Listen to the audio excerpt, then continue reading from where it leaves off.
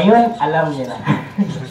Na ngayong araw po ay first death anniversary ni dating Defense Secretary at former Parañaque Congressman Roy Logoles.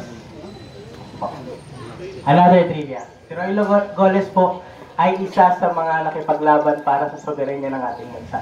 Another trivia is, after Tomas Ploma, the first wave of expedition ay pinagawa po ni President Marcos taong 1975 to 1977. And ang mission leader po at that time ay isang kabataang Roy Logoles. Yan po. The history has it na bata pa lamang, kabataan pa lamang si Roy Logoles ay kanyang sinecure ang Spratly Group of Islands, ang Kalayaan Island Group, para po ma-ensure ang ating pong soberanya nang naayon po sa ating pong batas. Kaya po naitatag yung PT 1596. Yan po. So ngayong umaga po, nais ko pong tawagan ang mga kabataan. Okay. Mga kabataan, pwede po ba tayong umupo dito sa gilid?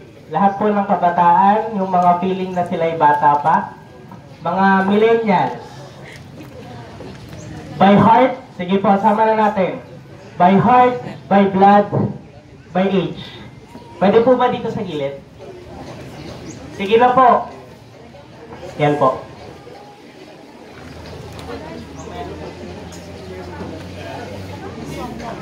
Sino po sa atin dito ang nakakasaulo pa ng dalawang version ng ating panatang makabayan? Iniibig ko ang Pilipinas, aking lupang silangan, tahanan ng aking lahi.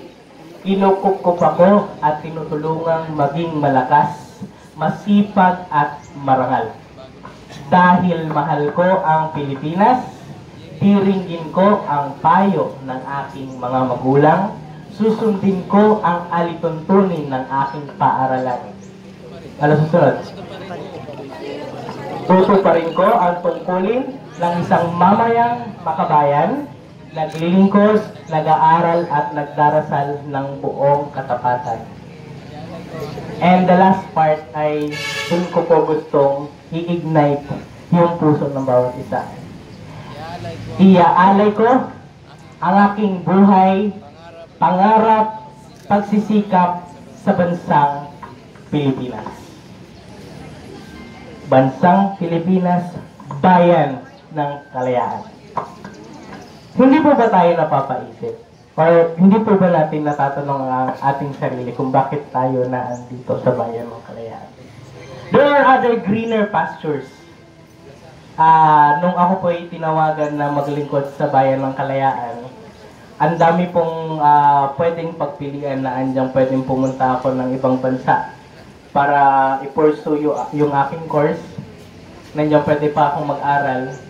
Pero bakit bayan ng kalayaan? Naniniwala po ako na sa kalayaan, sa kalayaan ay naandun yung tunay na pag-asa ng ating bansa. Noong unang nakita ko si China Lin yan, doon sa Sangguniang Bayan, na doon pa sa NC. Sabi nila, pinanganak daw si China Lin sa pag-asa. Ibig sabihin, merong mga magulang na handang itaya ang kanilang buhay, ang kanilang pamilya, para lamang ipagtanggol or manatili yung ating teritoryo. Ibig sabihin, merong school doon, merong mga kabataang nangangarap din. Pinagpapatuloy ang kanilang pangarap habang sila'y humaharap sa araw-araw na panganib, dala ng disputed issue. Ibig sabihin, kung sila kaya nilang harapin, anong magagawa ko bilang isang kabataang Pilipino? Walang patumpik-tumpik noong tinawagan po tayo sa bayan ng kalayaan para po maglingkod, ay hindi po tayo tumanggi. Marami pong pwedeng tahakin ng isang bata, pero kinakailangan po ating balikan yung ating pong bayan, yung ating bansa na kumanlong sa atin. Anong maibabalik natin sa kanya? That is why this this day ay gusto ko pong isingit sa ating 41st founding anniversary. Gusto ko pong tawagan yung ating pong mga kabataang kawani ng pamahalaan. It's up to you po kung hintayin nyo na tawagan ko yung mga pangalan yung isa-isa. Kapag nakita ko kayo, unahin ko na po si Ate Dice. Yan. Si Engineer I, si Ate Joy, si Ate Cors, si Kuya Mac, na pumunta po dito sa harapan. Who else? Lahat po ng kabataan dito po. Yung tarpaulin. Yan. For some time, si Kuya Dan. At yung mga, si Bart. Yung mga kabataan po. Lahat ng mga 18 to... Basta yung may pusong kabataan. Okay. To relaunch. Okay. To relaunch. The National Youth Movement for the West Philippine Sea Kalayaan Chapter.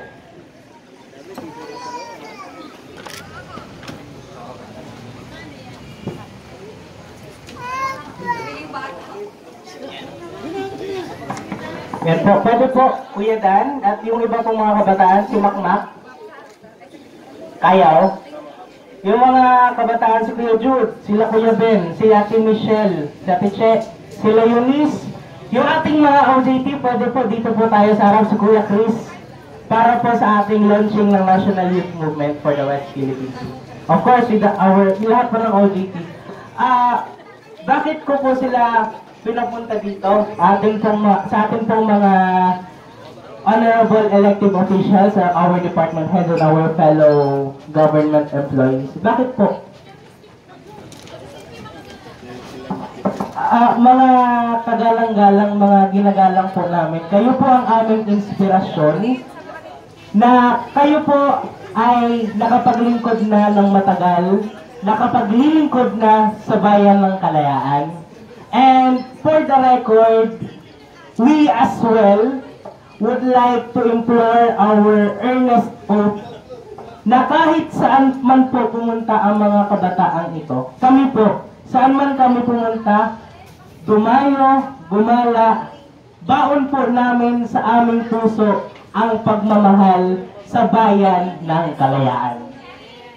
At dahil po doon, ngayong araw gusto po namin i-relaunch, itinatatag po muli namin ang National Youth Movement for the West Philippine Sea. We would like to seek for your support, your pieces of advice, and your wisdom para po mas mapalago pa ang National Youth Movement. Dahil naniniwala po tayo sa unang tula na ginawa ni Jose Rizal na isang makata, siya'y naniniwala sa kasabihang ang kabataan mula noon at ngayon ay siya pa ring pag-asa ng ating bayan. Maraming salamat po. Pwede po tayong makapaghingi ng photo sa OPS kasama po ang ating mga elective officials po. Pwede po? Kasya po ba? Kasya po. Sige po. Sampuan po.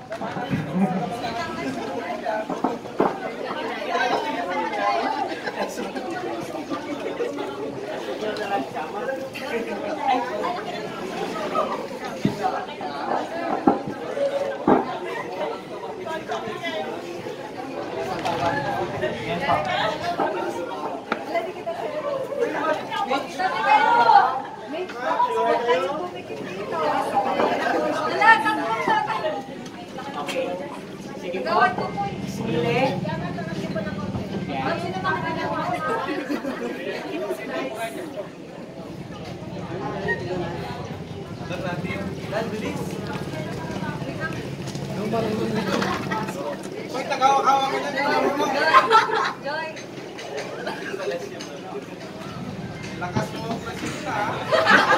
Hindi kaya sa akin.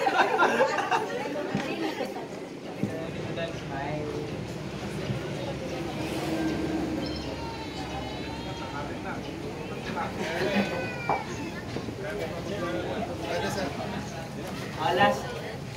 Wala pa. Kuya ka?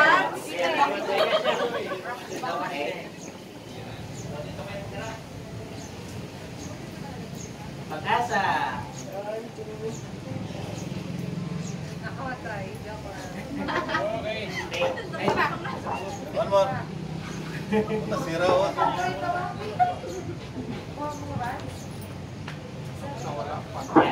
Thank you po. Maraming salamat po.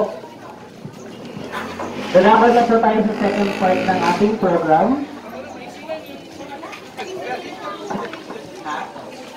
Okay. Isa-isahin po natin ang ating pong mga walang pag-iimbot na naglilingkod ng ating pong mga elected officials. Okay po. Simulan po natin kay Honorable Marilu S. Vales para po sa kanyang founding anniversary message sa atin.